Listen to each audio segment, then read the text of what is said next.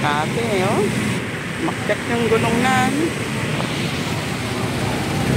Uy, baka malaglag yung dala-dala. Nakapark kami, binanggan. Ah, nakapark ko kayo dito? Oo, umakyat nga eh. Nasa baba kami, oh. Umakyat yung sasakyan eh. Kasi bumibili lang kami dito. Biglang binangga kami ng L3. Grabe.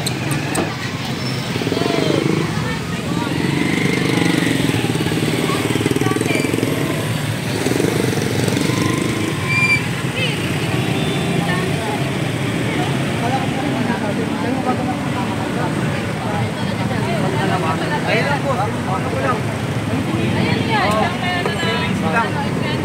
Sir, yung bearing Ito ko na lang lang, po. friend. Pero, ano, tapos, ano lang, ayun, nabutak mo, kung hindi na natin na natin.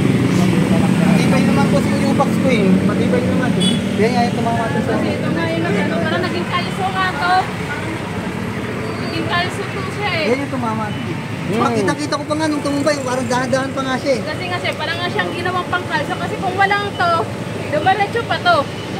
Dumaretso pa to sa sakyan kung wala pang single na to. Walang pa ako ng ano. Yan, walang pa ako ng seatbelt na. Ito yung mangyayari dyan, papawasan ka ng isang complainant ka. Kung mapapare ko siya sa'yo. Hindi naman ang gumagana pa yung seatbelt ko.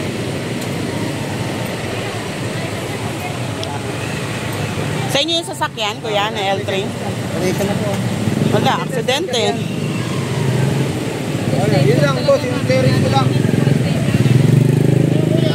Clearance ko lang.